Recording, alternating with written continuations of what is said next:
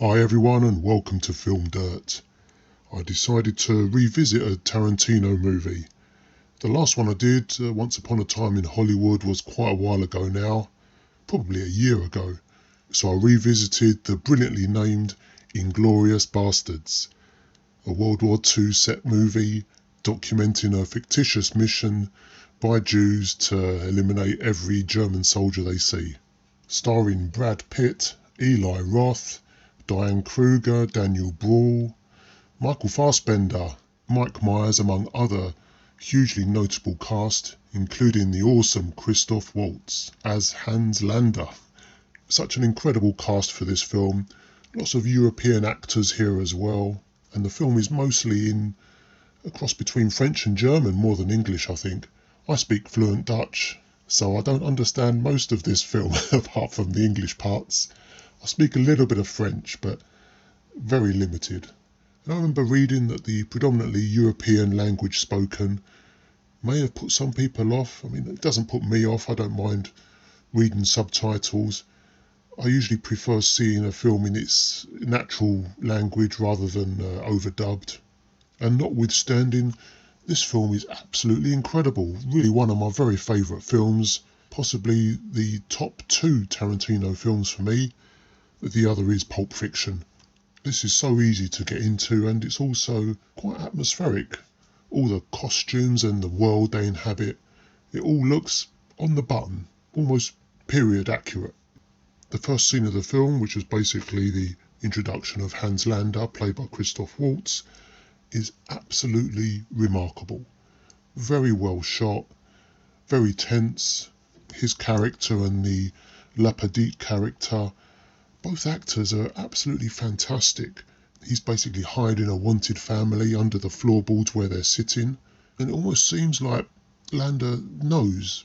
He knows what you're going to do. He knows what you're doing without even revealing what you're doing. And he's just like one step ahead. Such an amazing performance. And I thought it was a nice touch switching languages, so then they break into English so that the stowaways can't understand what they're saying. It does seem like he's done this before and he knows the game. You will never beat him. And in the following scenes we're introduced to the bastards themselves. And I love that they're not all Jews.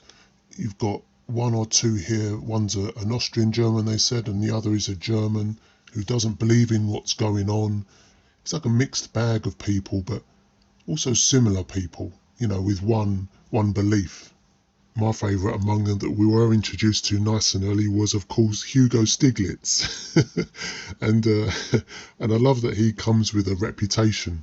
He's killed in crazy ways. It's just incredibly funny. And you wonder, is it just a tall story? And you've also got similar tales with the Bear Jew, who beats Germans with a bat. I love the mini backstories they've given them just to scare the captured Germans they've got. And if the tall tales don't scare them, scalping them in front of their eyes should scare them pretty well. So at this point in the film, I was wondering, is this really a comedy? Because I was smirking a lot more than I was really being invested in a drama that I usually would be. While that's humorous, we then cut to more scenes with Hans Lander, and the film becomes very serious again. The strudel scene is fantastic as well. I love the metaphor where he stabbed the strudel with the cigarette, and you wonder how much Lander did know at that point whether Shoshana is the person he was looking for or the person that escaped from in the first scene. Maybe he does know exactly who she is and he's just playing her along. And also, this is just another case of food and drink in a Tarantino film that always looks so good. I've actually found myself wanting to seek out where they sell German strudel and cream, of course. You've got to have cream, just as it's served in the film. And then we hear about this mission, Operation Kino.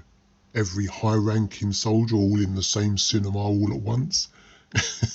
That's not unusual, is it? But it's here we're introduced to more brilliant cast members, Michael Fassbender and Mike Myers, and also Winston Churchill, played by Rod Taylor. We get to the basement bar. That is an iconic scene, absolutely fantastic, very well played. They're surprised that the bar is full of Germans, it seems, The angle with Michael Fassbender's character being caught out when he held up three fingers incorrectly, even though most of that scene was in German, I really found it gripping as a non-German speaking viewer. One of the most tense scenes I've seen for a long time. And I love the little looks we get at Hugo Stiglitz where he's grimacing while he's looking at the German major.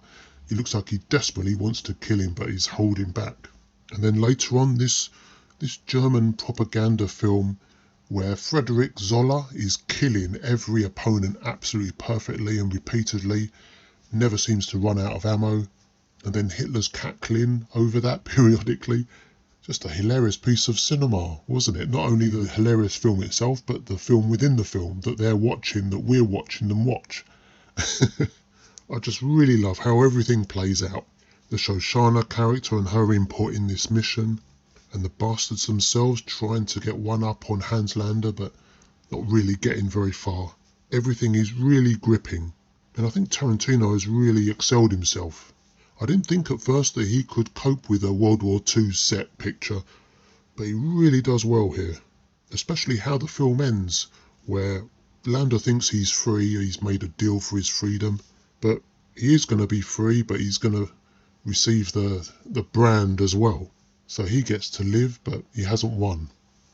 So let's give this a score at this point. It's got to be 5 stars.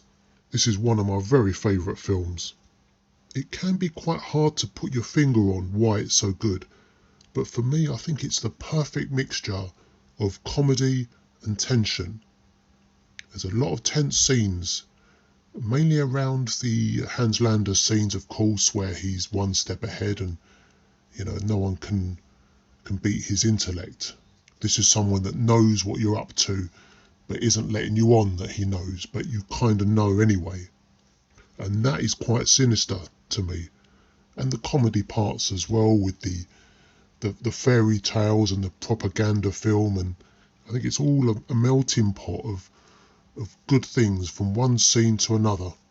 And of course there's a few horror elements as well, along with some really fantastic performances by the predominantly European cast.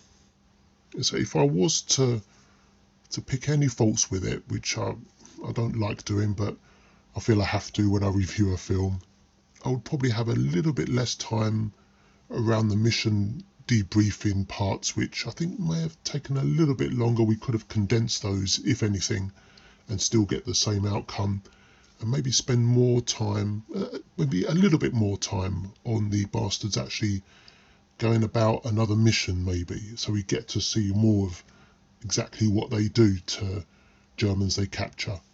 But this is really minor. We heard all these stories about what they do. I just maybe wanted to see maybe one more scene of them doing just that. The film is about 2.5 hours, I saw, and if there was another maybe quarter of an hour, I don't think anyone would have minded. So what a fantastic film. Hard to believe it was made so long ago, 2009. If you haven't revisited it for a while like me, I would definitely recommend you check it out again. So that is my review of Inglourious Bastards, and I'll be back to talk about another film with you soon. Thanks a lot for joining me. All the best and take care.